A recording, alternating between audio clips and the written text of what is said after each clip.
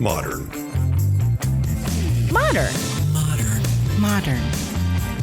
We're prepping for a voyage. Modern.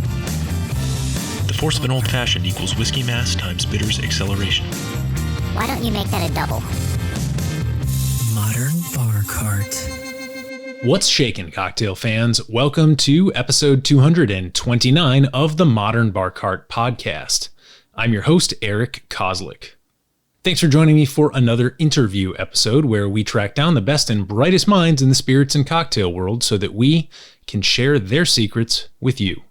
This time around, I chat with spirits expert OJ Lima, one of the co-founders of Taste, Select, Repeat, a modern liquor store that's bringing more people into the fold with a focus on diversity and transparency, as well as a heavy emphasis on special barrel picks.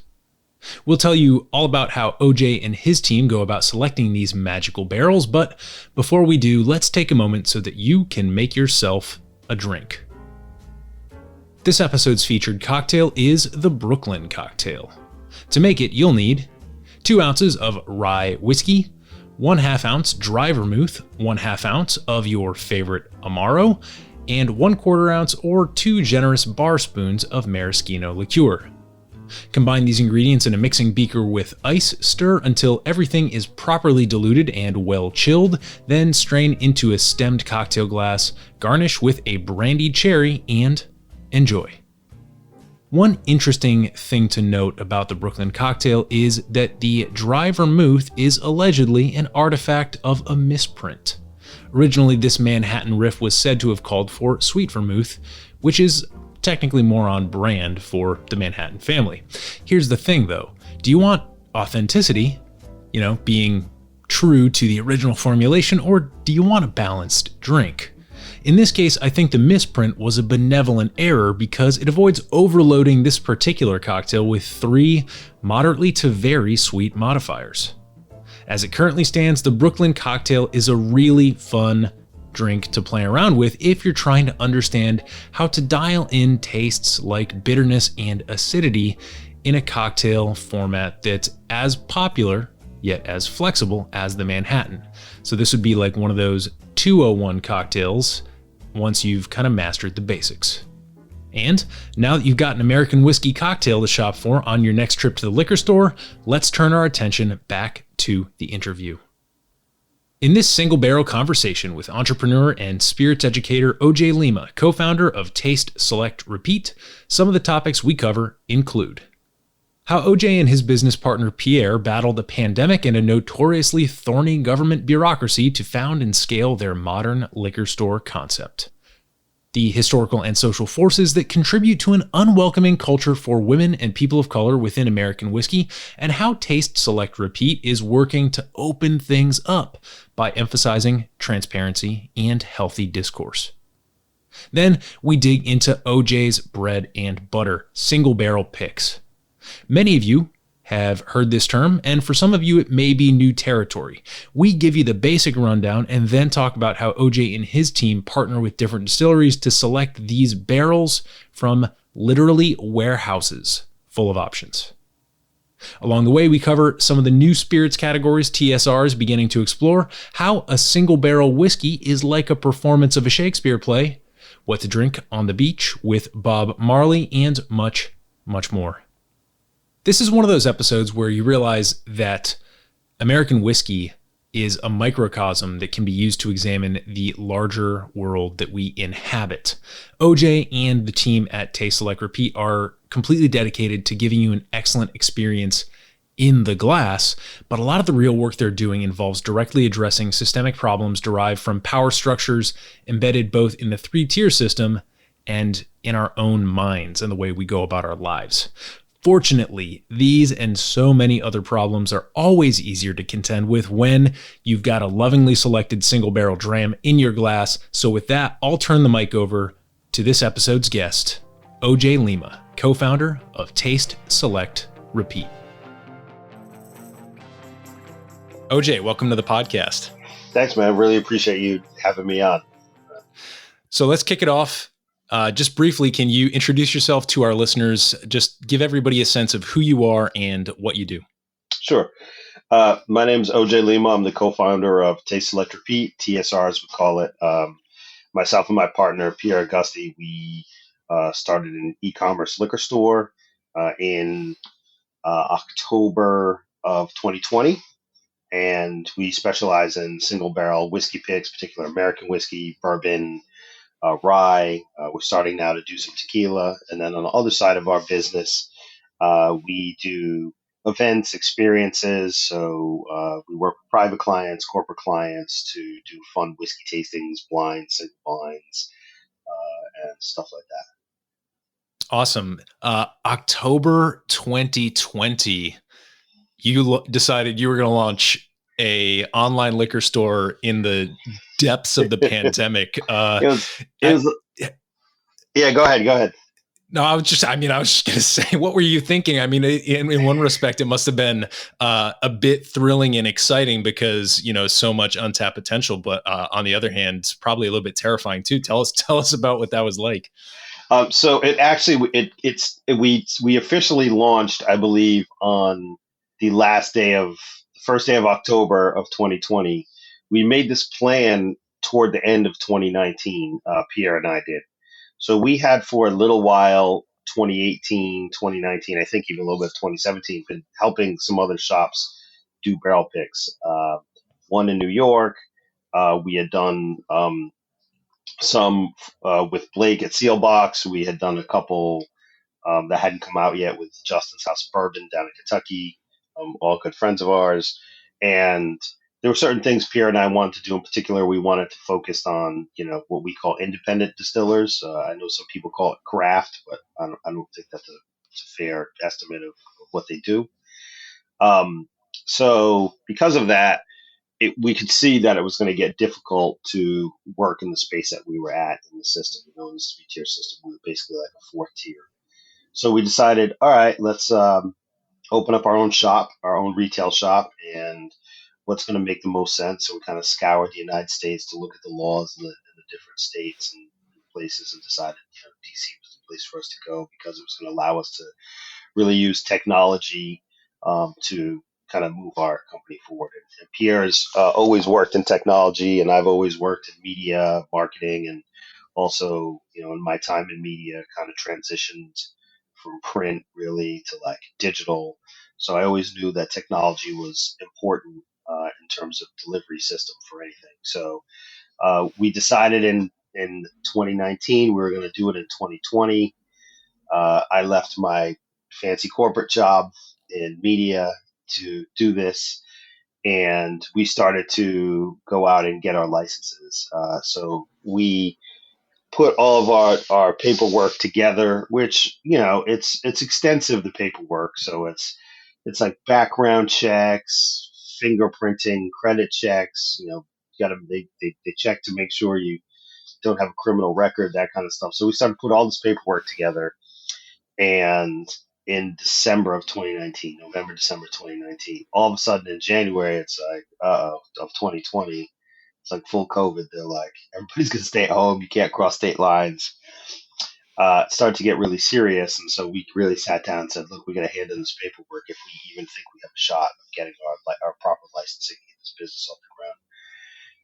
So we did this flash trip down to DC from New York with all of our paperwork, everything notarized, like super early in the morning, left at like 4 a.m. We're on the highway. There's no one on the highway. It looks like a total ghost town. We're all concerned. We don't know what's going to happen. If we're going to get pulled over and stopped because we're traveling during this pandemic. And it was really when we did it at the height of the fear of like, we don't want anyone to go anywhere. People were also, we live in New York City, and COVID was killing people at a really rapid rate, because we live on top of each other in close proximity. So we really weren't sure what was going to happen. But we get down to DC, we hand in our paperwork. It was like a Thursday. We get a call on Monday from the rep there and says, we really love your application. We think it's really cool what you guys are trying to do. This is definitely a viable business. We're going to approve it and assign you to a specialist, which is really fast for a government agency to do it in a few days. However, the rep tells us everybody is going home tomorrow indefinitely due to COVID. So we know this process is supposed to take about 3 months, but we can't really give you a date when you're going to get your licensing. So you'll just have to bear with us as we work through this pandemic stuff. So during that time, we were a little nervous, but at least we were happy that we had gotten everything up front. So we started to communicate with various distilleries that we worked with and asked them if they would let us do barrel picks, even though we didn't have our license. Hill Rock was one of the ones, one of our, some of our friends up in New York who were really understanding of the situation and let us start with barrel picks there. And then when September rolled around, they granted us our license, and we got moving by the end of that month. And dropped our first barrel pick, I think, on the first day of October of 2020. That is a crazy story. Unfortunately, I mean, I wish we could say that that's a unique experience in terms of dealing with both bureaucracy and pandemic related delays. But unfortunately, that's becoming more the norm than the exception these days. You mentioned a couple things that I think are great segues into the meat of this conversation. One of those is, of course, the idea of a barrel pick, which is something I want to return to later in the conversation, because even though we deal quite a bit with spirits and cocktails on this show, we haven't really spent a lot of time to really sit down and look at what a barrel pick is, what it means, what it represents, and how to think about them as a consumer. So I think that you're going to be a great resource for our listeners in that respect. But before we get to the nitty gritty of what a barrel pick is and how you go about selecting these barrels, I'd love to talk about the overall mission of TSR, Taste, Select, Repeat. We'll refer to it as TSR moving forward here. But what is the sort of value prop if we're talking about like corporate speak, but more generally, if it from just a everyday, you walk up to somebody. How do you explain what TSR is and what you do, what your mission is? Sure. Well, we are expanding a little bit, but I'll tell you how we started and kind of what the original pitch was. When we started doing these barrel picks with other shops, we started to amass a small following. And I say small, and I keep it real when I say small. I'd say it was maybe about, a local community in New York City of about 200 people who were really starting to get into our barrel picks. And Pierre and I would go to different events, etc. And they were just kind of homogenous events, which, can happen. I'm black, Pierre's black. We go to these events and they would be like kind of all white guys, a little bit older than us. A little bit kind of that. It felt very much like a little bit of that social media, like, atmosphere of, crotch shots and people who were highly critical of other people because of their bottles or their bottle selections or asking questions about things they didn't know. And even though we are both very knowledgeable and were at the time very knowledgeable when we started this, it just wasn't an atmosphere that we really embraced. We thought it was lacking in some diversity, and in particular, like not a lot of women in the conversation or in the game. And then also we felt like there wasn't really this safe space for people who were newcomers. So, if you're a whiskey nerd already and you were collecting bottles or hunting bottles, as everyone likes to say, there's a lot of space for you because you were already there. You already have these bottles in your house. But if you were someone who was just starting to catch on to whiskey, which is what everyone who's into American whiskey in particular goes through at some point in time, right? Then it just seemed like there wasn't a space for you. And so we decided, hey, we want to do some events locally, and we want to invite, all of our friends who were, nerds, basically nerds to novices scenario. So we think that the nerds would benefit from having new people in the space because it would be allow them the ability to use their knowledge and help people, and also would be a new, fresh, look at the spirits. And then we wanted to, help the novices get into a space that, people could be really helpful to them in terms of, okay, here are the mistakes I made when I started, collecting bourbon. Let's just say, I bought 10,000 bottles of Blanton's and I probably only needed to buy 4. So we started to do these events. We did one with Michter's, we did some with Finger Lakes, we did one with Whistle Pig, and we invited people in our space and in our area in New York that we thought would appreciate it. And events were really cool. And at that point, we started to say, oh, hey, we have we have a fan base, and it's not like a fan base like they're admiring us as, like we're famous or anything like that. But we have a fan base because people are like, oh, I had a good time and I would do this again. And this is really opening my mind up to what bourbon is, what rye is. Learning all this stuff is really cool. And I also like the tasting and stuff, et cetera, et cetera. So that was kind of part of what we were looking to do. Now, what we realized was we needed to have the liquor license to do it, right? And that our area in the space was going to be as a retailer to start. Like, we knew we neither had the training nor the capital to start a distillery. We didn't really have an interest in being a distributor or being a middleman in that regard. And what we really wanted to do was use our knowledge and our palates to recommend to people things that they would like and enjoy. So we decided to drop into the retail space and try to be a retailer that could help people that were new to the game, as well as a retailer that had good enough product that we could help people who were already hip to the game. I like the nerds to novices approach, right? It's kind of taking the reality of the situation, saying, all right, we got a bunch of nerds already, and we have a bunch of novices who might be, kind of standing outside the circle, intimidated to actually enter into it, and to kind of model your business in a way that brings them into the fold and simultaneously makes the fold maybe a slightly more appealing place to be is a great thing. Because when I think about American whiskey, and I'm approaching this as somebody who judges spirits, I think about American whiskey, and it is just simply one of the most intimidating spaces to enter into for a lot of cultural reasons. And so I wonder if you might talk a little bit more before we get into these barrel picks and the way you go about it. I want to throw out a couple of prompts. I really enjoyed doing my research for this interview. So the prompts that I want to throw out there are two things. When I was reading, and this is maybe something that your business partner Pierre spoke about when I was reading some of these articles, but he was talking about some of the microaggressions that occur to people who are either new to the American whiskey space or who are people of color or women. So can you speak to what that's like, either in your experiences or in the experiences of other folks whom you've interacted with through TSR, and then maybe kind of talk about how you guys inform without didacticism? That's a phrase that I came across in an article that I really liked. Yeah, totally. This is a peculiar country that we live in, right? It's a country that's basically, unless you're Native American, it's made up of immigrants, right? And we all came here at different times. We all came, some of us came here willingly. Some of our families were forced to come here. Some of our families were fleeing persecution in other places, right? So it's a massive country with, hundreds of millions of people in it.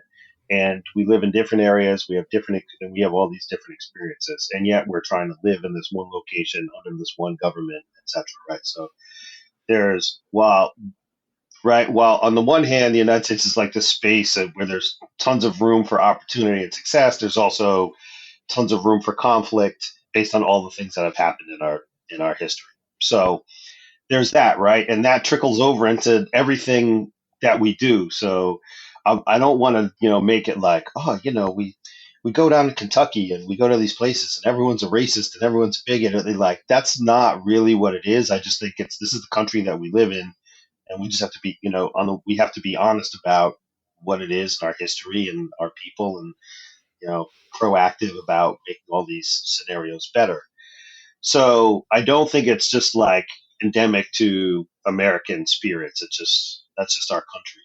But when you take a bunch of things like in the American whiskey space and you couple them together, right? That like the majority of this whiskey is made in Kentucky, which is a border state during the Civil War, right? It's currently very, very Republican. Tons of Trump supporters down there. They have a very specific worldview. right? When you then add on top of that, this is a cultural experience for them that has to do with, everyone in their families who grew up there, having been in this business, right? And it's a small population state. There are lots of other issues going on in Kentucky, high unemployment. We could go through, drug use in rural areas. So now you have this commodity that they've been making forever that was just, part of the local culture, local and customary. Now all these people are interested in it. And a lot of those people aren't from there. They're not from there. And so anytime you run into that scenario of like a group of people with a specific culture have worked on a thing for many years and then everyone else is now into it, it's very easy to understand how those people who originally worked on this thing can be xenophobic, right? And that could be anything across the board, right? In Kentucky, right now we just happen to be talking about bourbon and American whiskey and the state of Kentucky and that Midwestern area, but we could be talking about something else. We could talk about how you know sometimes people of color feel like their music is appropriated or whatever. So I understand why people get fearful when they think that outside groups are appropriating their culture, right? And this is another instance of that. It's just the opposite of what we generally think about, because this cultural thing was, while put together by, black and white people, has really been something that was created, produced, and marketed to white folks, in particular, white guys in the South. And that's what it is, right? Now, it doesn't, just because that was the way it was originally marketed and the people who originally made it, it doesn't mean that the spirits aren't good or they're actually quite excellent, and people just didn't know about it until recently. So these sorts of things can happen, right? Even though I think I've been in the spirit space for a pretty good amount of time, 10 plus years that I've been kind of into it, people that look like me are new as consumers in this particular market. So all of a sudden, when they start showing up at distilleries or at bars and asking for this stuff, like, it creates confusion for everyone, right? And I think that's the easiest way to explain it. So, there have been times where we have been to distilleries and people have, to show up to do barrel picks, and the security guards have been like, "Are you sure you're at the right place?" Like, that has definitely happened to us. Like, I'm not going to lie. There have been times where, I think the most obvious one is when you're a person of color. And a lot of times I think a woman, and you walk into a liquor store, the assumption is that you don't know as much as, that you don't know anything. So you get that all the time. And actually, that's one of my favorite games to play, is going into a liquor store and pretending I don't know anything, and just to see what the salespeople are going to try to sell me. So I can understand, like, oh, this person is genuinely trying to help me, or are they just trying to make a sale? Right. And that also ultimately has ended up informing how we run our business, because we're not just trying to make a sale to people. Education is a huge part of our shop and the way that we do our stuff. We want people to be educated about what they're buying. We want people to understand. We want to disclose all the information about our barrel picks, for instance, so that people can make informed decisions about why they should or shouldn't buy it. So those, I think, are the biggest ones that I've seen, in particular in the liquor stores.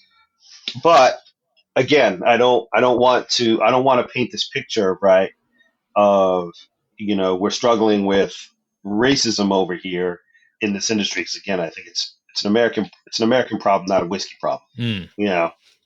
It's not solely in this industry. So we've had, we have other stuff happen like that to us all the time. Like, we in many ways consider ourselves to be like, the supreme of, I don't know, American whiskey or spirits. Then we like to do interesting and weird projects and collaborations with brands that other people aren't doing. And so when you go to a brand that has a history and that has a way of doing things, and you say, "Hey, I got an idea. Let's do something totally new that you've never done with anyone else," right? The immediate response to that is always, in most cases, is, "Whoa, whoa, whoa, whoa, whoa, whoa, whoa. We're not doing that," right? So it's easy to get that response missed. And while it may be colored by the fact that we're new to the space and people are like, "Who do these people think they are wanting to do this thing?" It also is informed by the fact that these industries have run the same way for a very long time. and everyone is, the vast majority of people in the world are adverse to change. It does strike me that you are coming to this particular spirit space being primarily American whiskey. Seems like you're branching out, but primarily in the beginning, American whiskey during a pandemic and at a time when, in addition to all of that, American whiskey is, I wouldn't say it's struggling with an identity crisis. It's almost more struggling with the fact that all these independent brands or some of the larger brands are looking for ways to kind of differentiate a little bit. And, although it sounds like coming in with some really interesting ideas, at least in the barrel pick space. They're almost fighting this cultural weight of the last century, saying like, no, we need to resist this impulse to actually innovate and to kind of take these risks. So it seems, that although there are certainly some barriers to entry, which it seems like TSR is trying to lower through education and through diversity. It seems like there's also some really interesting opportunities where it's like it's almost like the game that you play in the liquor store. The liquor store is almost a microcosm for the industry in general right now, because you don't know what you're going to get when you walk into a new liquor store. You could get the person who just makes a snap decision and says, great, I'm going to pawn something, I'm not going to waste my time. I'm going to pawn something easy off on this person. Or you could end up walking into a place and, meeting somebody who's just genuinely there to help and there to give you the best experience possible. So that's a fascinating thing. And I really like the way that you described that game, because, it really is indicative of the complete dice roll that it is when you walk into any given place. So I'd love to transition now to the notion of a barrel pick, because I think where the level that most of our listeners are going to resonate with this idea is having gone to a liquor store and seen barrel picks for that specific liquor store. I know here in DC, there's a number of places that do that.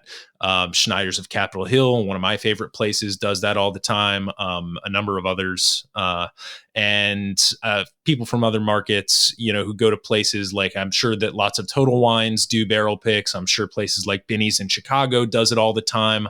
That's a level that most people are going to think of a barrel pick, but it seems like TSR has a very specific approach. And I know that you have a way that you like to go and select your barrels. So just open up the notion of barrel picks for us and talk about how you approach it with your company. Sure. All right. So there's kind of two things in here, right? The first thing is, there's a few things in here. We'll try to get to all of them. So let's break down exactly what the barrel pick is, and then I'll talk about how we do it and why we do it that way. So the single barrel pick or the single barrel selection is essentially when a store tries various single individual barrels of, and let's use bourbon for this, but it could be bourbon, could be rye whiskey, could be some other form of American whiskey, 100% wheat whiskey, light whiskey, etc. When you go to a distillery and you try various different single barrels, which will vary in taste, they'll be similar, but they can have some variation based on where they've been put in the rickhouse, the temperature, how much is the fill level, etc. Mash bill, obviously, we know all that stuff.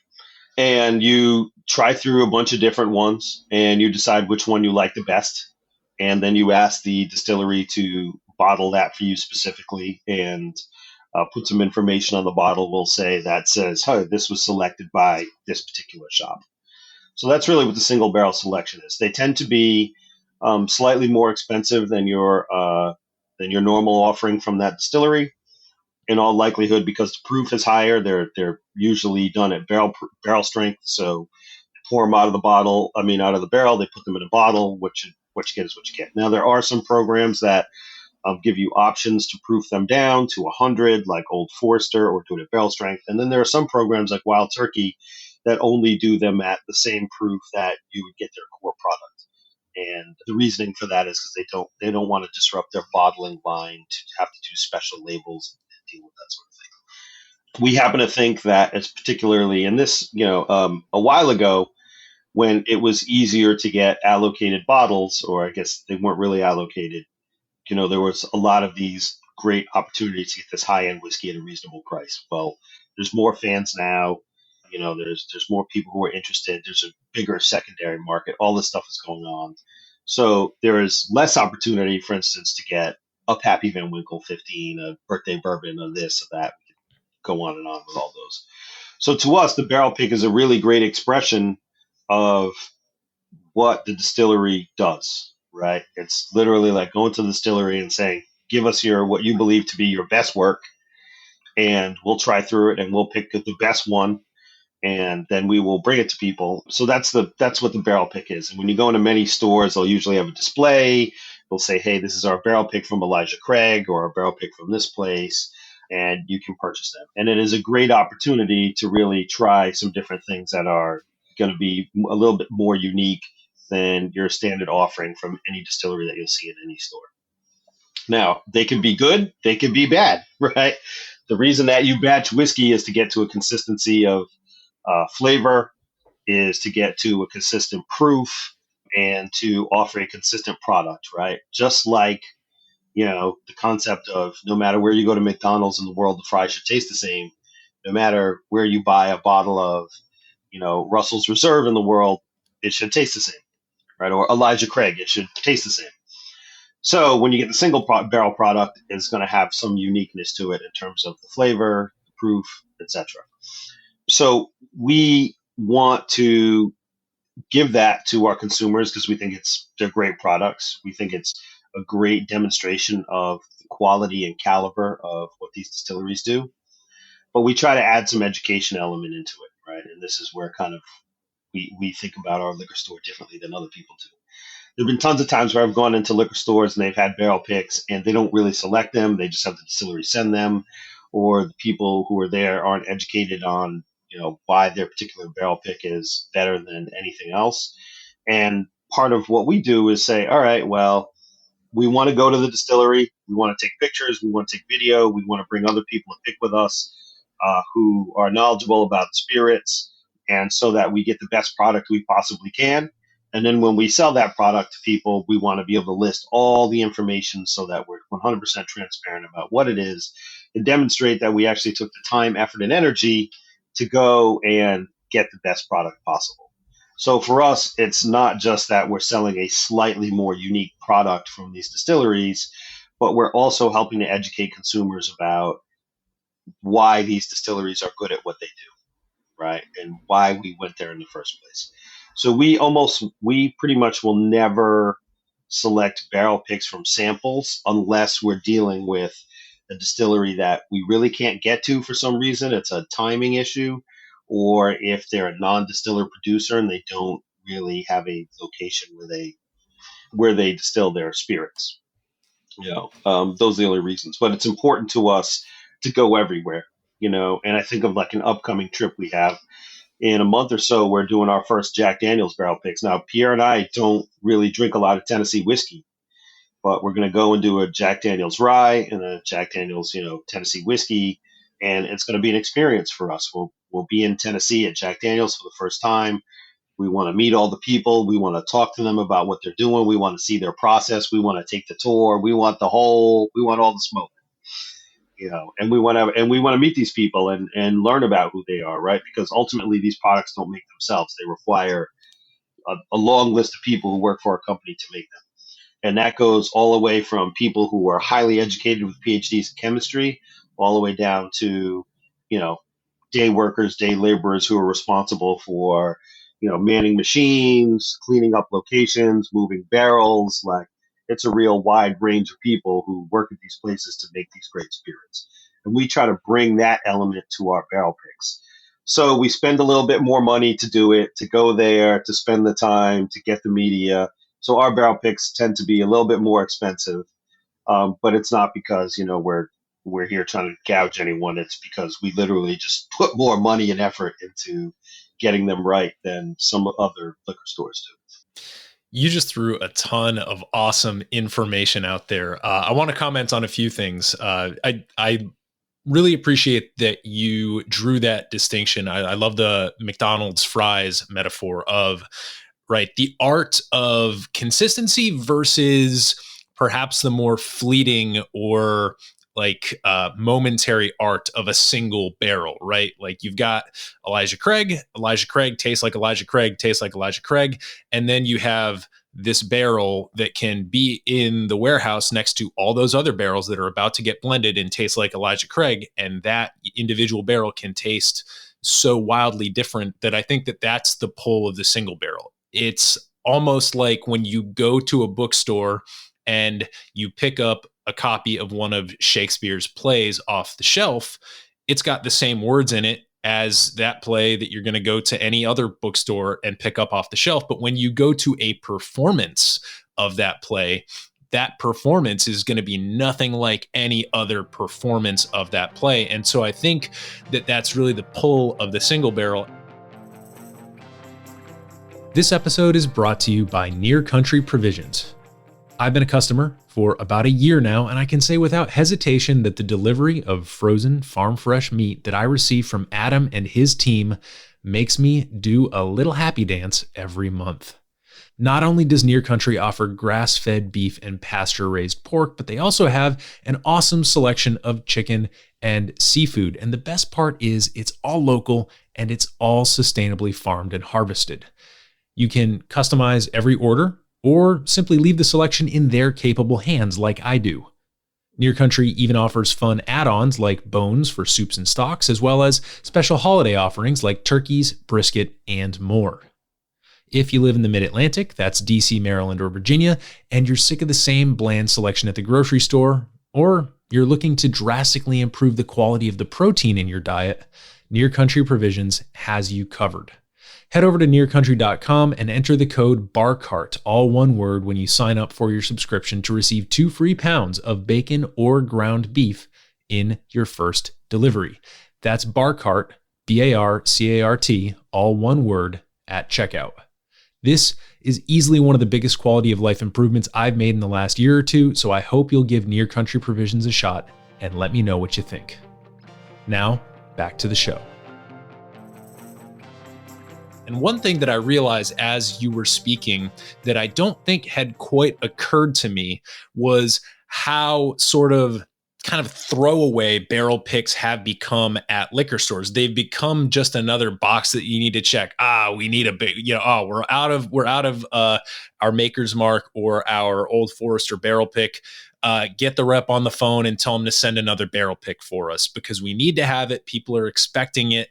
So it's a box we need to check, as opposed to something that we go into with that sort of reverence for the performative aspect of it, for that fleeting sort of unique aspect of it. And I know that especially in terms of like you talked about bottle hunting earlier. And so the term unicorn has been used to describe these old dusties on the shelves that have never had the price tags changed on them, where you can get a bottle of Pappy for some, reasonably affordable price. But it seems like the real unicorns, the actual unicorns, really are the barrel picks, because that thing is, once that very finite wooden cooperaged vessel is put into bottles, and those bottles get transferred to glasses, those glasses hit lips, and that liquid goes into a bundle of cells that has a brain and experiences that flavor. That's only going to ever happen a certain number of times. So to me, that's the romance that you just described. Do you agree with that? Yeah. I mean, let's say you're talking about like a 10-year-old, barrel of rye whiskey, it's 53 gallon, and we're talking about a 53 gallon, barrel. You'll be lucky to get 150 bottles. So it's only 150 bottles will ever exist that taste just like that. So that's really a cool thing, as opposed to if you were to say, the annual release of Pappy Van Winkle 20. All right, they're going to do 5,000 of those every year. Let's just say in theory, BTAC or anything else that we want to put in that kind of that allocated, hundreds of, if not thousands of dollars type bottles. The thing that I think we try to bring into this, right? there are liquor stores of all shapes and sizes, right? There's hood liquor stores that are just there to sell whatever the basics are because it's a transactional, they're in the market to be transactional and to just get paid. There are massive warehouse style liquor stores, the Binnies, the Total Wines, whatever, right? Now they obviously want to get paid too, but they're trying to offer as much as they possibly can under one roof so that you can do all your shopping in one place. We look at it differently, which is right. And then you have these specialty liquor stores, which are like only the most expensive of the most expensive of the best stuff. Right. And, we know those liquor stores too. The West DuPont wines, the, fill in the blank, those spots. We try to be in the middle, which is to say there's all sorts of options across the industry, right? There's great bang for the buck. There's great value products. There's specialty products there where there are only going to be so many because it's a barrel pick. But like just because something is expensive doesn't mean it's going to be better. And this is kind of the wonder of this industry in American whiskey is there's this breadth of you could be as big as Campari Wild Turkey, right? And everyone will sit here and tell you from now till the end of time, oh, Wild Turkey 101, that's like the best, easy to find quality product at a reasonable price, right?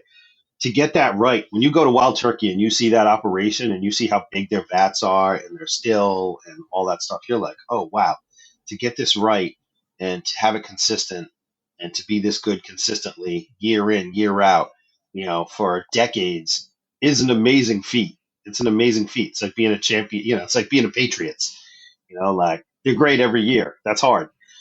On the other side of that spectrum, you have these smaller distilleries, the independents, and in between, obviously, big distilleries doing other interesting things. To do other and interesting, unique products is also a feat because it requires creativity, right? It requires you up your creativity. You don't have to be as concerned about your consistency, right? Both are really hard to do. And so we have this great breadth in this country of these places that do all this stuff, these distilleries. And in order to run them requires all sorts of different skill, whether you're talking about the science or you're talking about the management or you're talking about the marketing, all of that. So we try to bring all of that stuff to the people, to the consumers. One of the things that has been very obvious to me is like this 3-tier system we have of your distillery, your distributor, and then your retailer is very disjointed, right? They rely on each other. They're connected. But the supplier, the distillery, is really primarily concerned with making it, selling it to someone. The middleman is concerned with getting it to the places where they can just up their profit, and the retailer is concerned with liquidating it. No one in this entire thing, none of these three tiers work together to say, all right, in order to maximize sales, we have to figure out how we maximize our promotion and education and marketing and all of this stuff. They just don't work together. So that's why you go to when you show up in a liquor store, sometimes you have these people, most of the times you have people in liquor stores who don't know what they're talking about, right? Because there's been no emphasis from the other two tiers of this system to say, hey, when someone comes in and says, I want to know the difference between a Reposado tequila and an Añejo tequila, and you have to know it so that they have a better experience here, so that they know what they want to buy and they have more brand loyalty, they're not working on that together. That's right. That's right. That's the part that we add, right? That's our added value as far as I'm concerned is we think it's important to understand that it's okay to not know stuff. It's okay to ask questions, right? And anyone who, you're not going to be an educated consumer unless there's someone there to help you learn. You shouldn't be in a vacuum to learn. And then 2, we want you to understand the value proposition of all the things you can potentially buy, which is this is an expensive bottle because of the process, because of the waiting time, because of the distillation, because of the raw materials they're using. This is an expensive bottle because it's limited in how many were produced. And also these bottles are also very good, and they are less limited and less expensive, but they're also very good. And in a blind, this is where the other part of our business comes in. You may choose the less expensive bottle over the more expensive bottle. And I see this all the time. I do events where we do blind tasting, single blinds, where it's like, all right, you have on the table a $30 bottle, 5 bottles. The cheapest one is $30. The most expensive one is $300. People don't always choose a $300 bottle, when they don't know. When they don't know that the other bottle is $300, they don't always choose that. A lot of times they choose the cheaper bottle. So it's important to educate people on why, on all of this information that, marketing is real, cost doesn't necessarily mean that something is better. This industry is so wide in the United States that we have space to have good products at all sorts of price points. Yeah, I love the notion of transparency, and I appreciate that you're a champion of it, because I don't think things are going to get less transparent as we go on. There's certain whiskey brands, one that immediately springs to mind is Bruichladdich, in terms of the transparency with which they approach some of their releases, where they're sitting there and they're saying, they're telling you exactly where their grain comes from. They're talking to you about, all the specific ppm profiles. They're really digging in, and they are still, unfortunately, the exception rather than the rule. So it's great that you saw this opportunity from not the producer's side, right? Because you're not actually making the juice, but you saw this opportunity from the retailer side to be like, man, when people go into these liquor stores, they're not receiving this sort of transparency. They're not receiving this sort of eye contact. And to take that opportunity to actually, do the work and put in the information and the education at that point in the process. So I think that's really valuable. And I think it's also super important for people to understand the 30 versus the 300 idea that you were just speaking about. And there's really no way to get that. You can understand it intellectually, but until you do that single blind tasting that you were talking about, until you actually experience on the palate, and then you do the grand reveal and you realize that you were sitting there perfectly happy with a $35 to $50 bottle of whiskey when it was sitting right next to a $300 bottle of whiskey. You can't understand that intellectually. You have to understand it on the palate for it to really click with you. And unfortunately, that's what a lot of the culture is working against. That's what the crotch shots and the hype culture is actively working against. It's trying to, get people to buy into the fact that these bottles are just inherently worth it due to limited demand and nothing else, or limited supply and nothing else. So I think it's great that you're actually kind of breaking down some of these ideas. Do you want to share, before we get into a few other things here, what's new and exciting? Do you want to share, I guess, some of the brands that you're working with? I know that you're a big Wilderness Trail fan. Like, what's exciting right now on TSR that people can visit your site and check out? Okay. Well, we're expanding, and it's been great that we have had the success we've had, that people have gravitated towards the way that we're doing it, right? And it's true. I truly appreciate that. It makes, because running a small business in the United States is hard. It's hard work. It's hard. I'm laughing at it, but I'm also like little baby tears over here. Like, they don't make it easy for you to run your own little business and like go from zero to something. So we're having a great time. We have some really cool stuff that's in the shop right now, like our Frey Ranch pick. So every year we do a pick for Women's History Month, where we essentially try to find a distillery that has made a commitment to women on their staff, in terms of they're staffed up with some women, or they have a female distiller or a female co-owner. And then we add a bunch of women to help us do the pick. Now, most of our picks we do somewhere between 3 and 5 people. So it's usually myself, Pierre, one other person, or 3 other people. And we try to have that be a diverse group of people whose palates that we respect. So our Women's History Month, we've done that 3 years in a row. The first year we did it with New Riff. The second year we did it, and they had a significant amount of women working there, in particular in the barrel program. The second year we did it with Old Forester, and we picked it with Jackie Zykan, who's their master taster.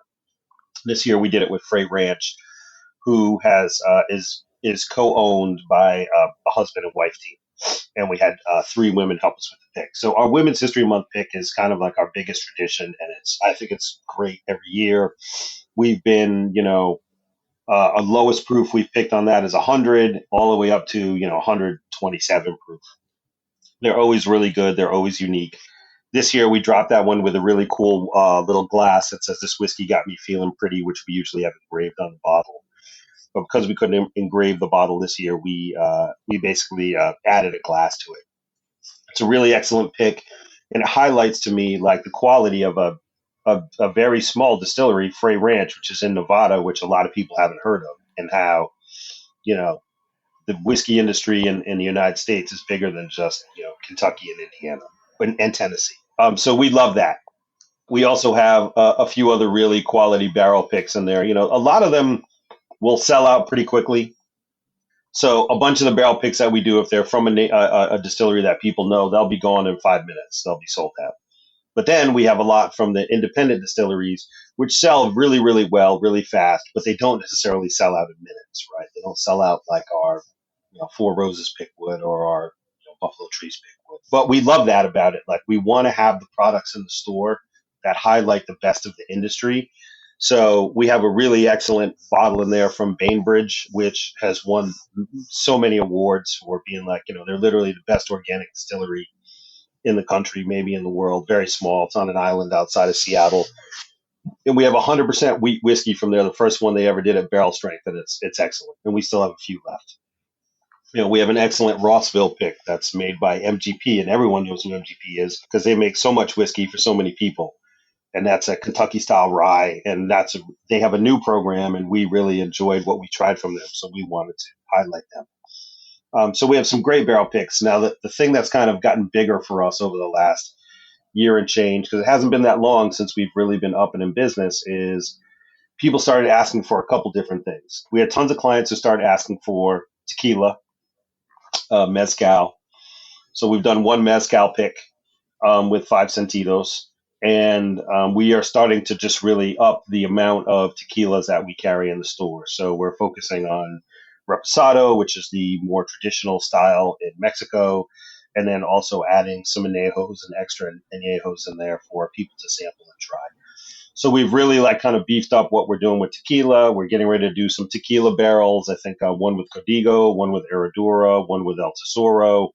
And we're really trying to get our tequila program where our whiskey program is. So we've now also become a really cool place to find good tequila bottles. And then the last thing is our customers started asking for all this other stuff that we hadn't really thought about at first, like glassware, sweatshirts, hats, barrel-aged maple syrup, barrel-aged coffee.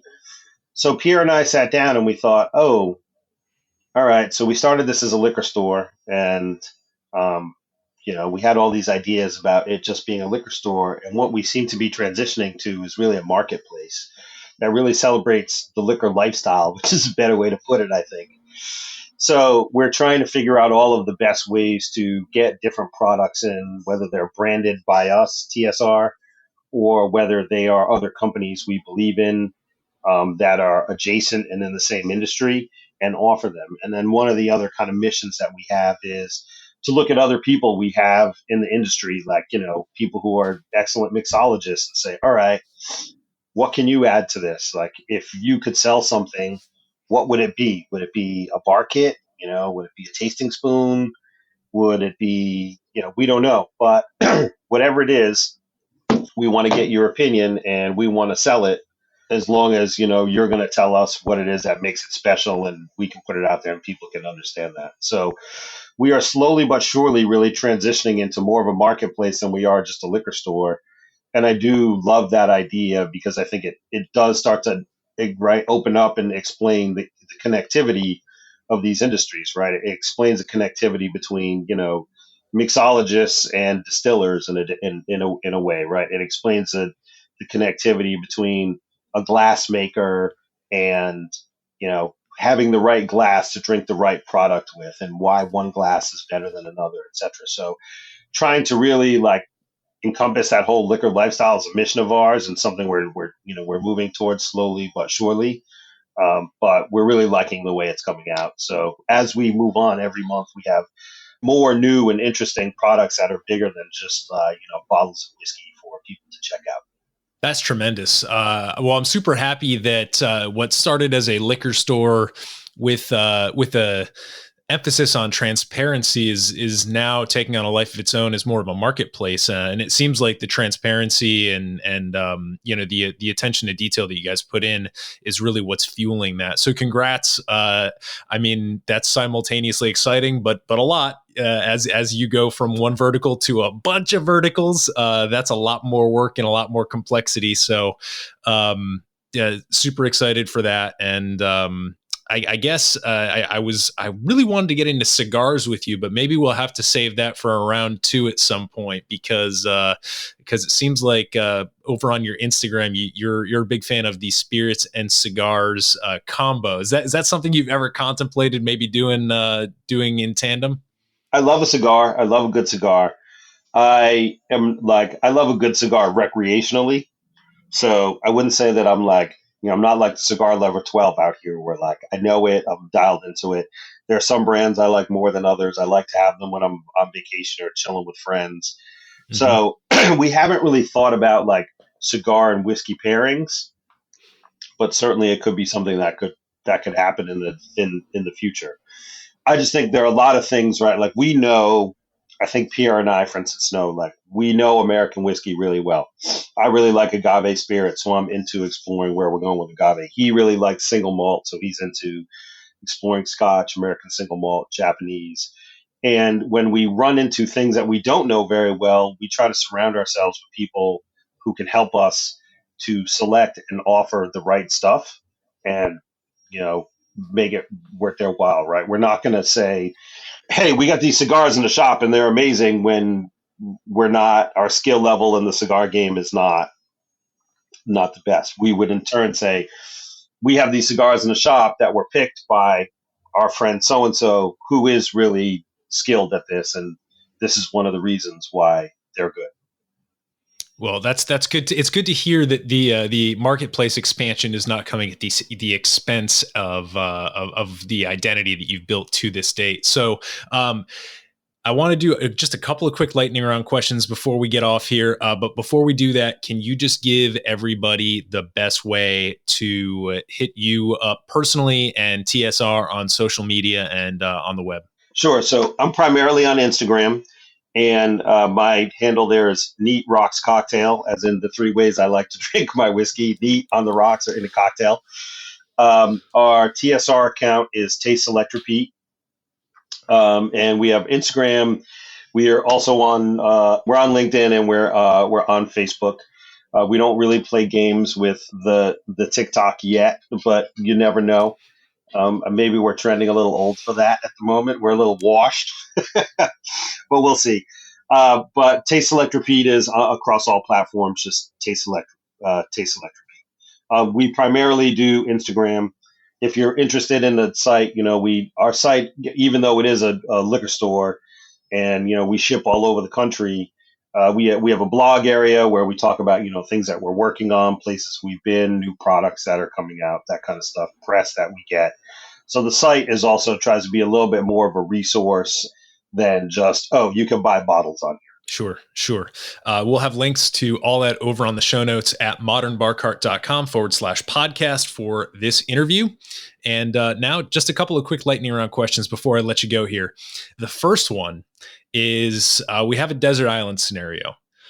You're on a desert island for the rest of your life. You can make up whatever rules you want. I've had people like take it really hardcore and be like, "Oh, I need to make sure that my my desert island bottle's high enough proof where I can use it as antiseptic if I get hurt." Or you can take like a little bit more of a relaxed interpretation of this. But what is your desert island bottle and your desert island cocktail? Oh, I got this one. All right, and I'm gonna say my desert island is a hot desert island, not a right? So one of my kids once said to me, "Do you know that the Antarctic is one of the biggest deserts in the world?" And I was like, "Wait, what? Isn't it all ice?" They're like, "Yeah, it just can't rain." So I was like, "Okay, that's new." Okay, education, one hell of a drug. So I'm going to say I'm on a hot traditional desert island. My cocktail of choice is going to be a gin tonic, but I want good tonic. I want good light tonic that's tasty, right? Maybe like a Fever Tree. Light, and I want a gin that's going to be more in the English style, but 80 proof. I don't want the 90 proof. I don't want the Navy strength. I wanted us a nice, crisp, classic gin tonic. And I'm hoping that on my island I have access to cucumbers and limes. That's going to be my cocktail of choice. Nice, refreshing, chill you out when you're hot. My whiskey of choice, my favorite bourbon of all time was the old Elijah Craig Big Red, the Elijah Craig age stated 12 year, which came out of production. And it was really, one of the bourbons that took my interest level up, because it was really, really good. It was in the mid 90s in terms of proof. It was well age stated, so well cared for before it was bottled. And it used to be, $35, $40 a bottle. So if I could just have, cases of those sitting around on my desert island, that would be the bourbon that I would have. R.I.P. man. I mean, that was a special bottle, and I know pretty much anybody who's ever tasted it is sad that it is no longer has that age statement on there. So great answers. Love that you're a gin guy too. Another question, cocktail or a drink, dram, a cocktail, anybody in history, past or present, living or dead, who would it be? Where would you go? Just kind of paint us a picture of your epic drink with anybody past or present. All right. I have a couple people there. It's funny how this usually ends up being musicians, but I think that if I had to pick one, it would be Bob Marley. If there's one person I could meet in the world, living or dead, it would be Bob Marley. Favorite musician, Bob Marley, Miles Davis, two of my favorite musicians, but Bob Marley, because we're going to deal with the spoken word. It would definitely be a meetup in Jamaica. And I would probably go with something that was, local, some kind of local, well age stated rum, and maybe some kind of, rum coconut water type drinks. But I would love to, if I ever had the opportunity to have a Bob Marley hang, talk about all those songs, talk about the come up, even just reading his biography, Catch a Fire, just such an excellent story, because it explains a lot about not just creativity, but politics and all these other things that came to light during his life. So, it would definitely be Bob Marley. I definitely want to be on a beach in Jamaica, maybe someplace over there on that northwest coast area, with some of those amazing beaches that they have up there, like Boston Beach or Long Beach or Blue Lagoon, etc. And it would just be chilling on the beach, feet in the sand, keep it local. That's brilliant. Do you ever think that you may in TSR venture your way into the rum or cane spirit space? Because I could see that as being a really fascinating single barrel opportunity, especially with there's so many the aging down there. I was listening to your interview on the Black and Brown podcast where you were talking about Cavalon, and maybe it was Pierre, on how the intense aging on Taiwan is just so wildly different than here, and same thing in the Caribbean. So do you ever think about entering the cane space? Yeah, there are a couple different rums that I really, really like. Everyone always is like, oh, Foursquare. And we interestingly have some projects right now where we are doing a project with Doc Swinson's where we are blending with their master blender, Jesse, who's a cool young dude. And again, this is how we think about our education. The education part of this is, so our single barrels are really cool, but if we really want to highlight also some different skills at distilleries, we want to do some multi-barrel blends. So we are doing three rye. I think we're blending 3 rye barrels that were all finished in Jamaican rum barrels, and we're working with their master blender to get the exact right ratio of these 3 barrels and the right proof. We have another single barrel rye finished in rum from Old Elk, which they've never done before, but we were up there doing a pick and I saw the barrel in the distillery and I was like, what is that? Can I taste it? And I was like, we 100% have to buy that. So we are starting to get show some interest for us and, just tipping a toe in the rum space. Now, in the rum game, I always really, really loved the Barrelito Triple Star from Puerto Rico. It is both has that sweet sugarcane taste to it, but also some really interesting barrel notes and also some savory characteristics, which I'm assuming is due to, the different climate down there. So I'm really interested in trying to figure out something with Barrelito, because also I've never seen anyone do a special project with them. Foursquare is one we've definitely talked about, trying to figure out how we could do a Foursquare rum. And Jamaica is just a place that, I have friends that live there and love to go down and would love to go down and see, what the game is there for, even if we're just talking about Appleton or whatever. But we're definitely interested in doing some rums and bringing some of that, high character out to the people. That's brilliant. Well, I can't think of a better way to wrap this up than by dangling that prospect out there. I know I'd personally be really excited to see that from you guys, and I'm really grateful that you were able to take some time, introduce us to TSR, and kind of introduce our listeners to the magic of the barrel pick. So again, we'll have links to everything we talked about over on the show notes page, modernbarcart.com/podcast. OJ, thank you so much for joining me here as a guest. Yeah, thanks for having me, man. It was a real delight. It's always fun to talk about this stuff and rap with people and understand where they're coming from, where you're coming from, and where, as it always turns out when we do these interviews, like and any podcast conversations, the intersection points are so great between people. And this is the reason I think that we all love spirits in general, is that it really is one of these things that helps bring people together. And to tie that back to the very beginning of our conversation, like, we live in a country where we all really, it would do us, we're at our best when we come together. And so I think that's the reason why all of us who love spirits, love it so much, is because it is one of those tools that really does help us come together as people. And I mean, I think if there's anything that people out there are craving right now, it's an excuse to come together. And, like you said, something brown in a glass is a great excuse. So again, OJ, thank you once again, and cheers to you, man. Cheers. Thanks for having me.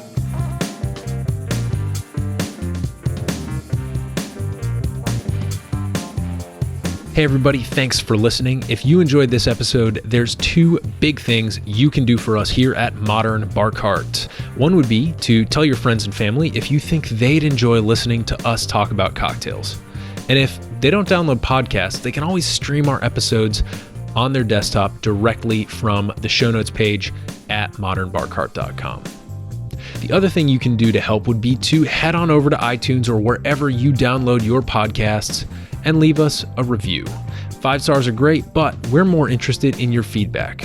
And the beauty is, the more reviews we have, the easier it will be for other folks out there to learn about our show.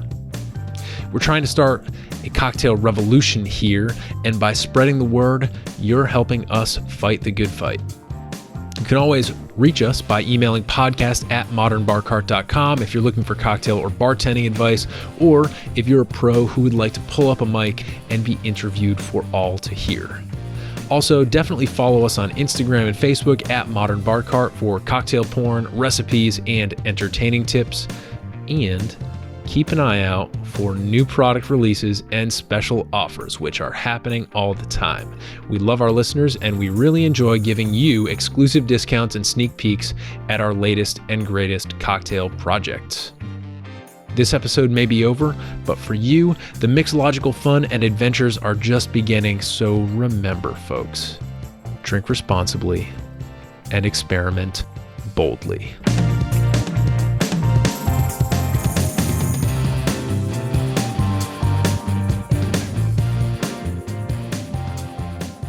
This episode was made possible with editing and sound design by Samantha Reed, Single Barrel Whiskey Insights courtesy of OJ Lima, co-founder of Taste, Select, Repeat, and a little bit of interview magic by yours truly.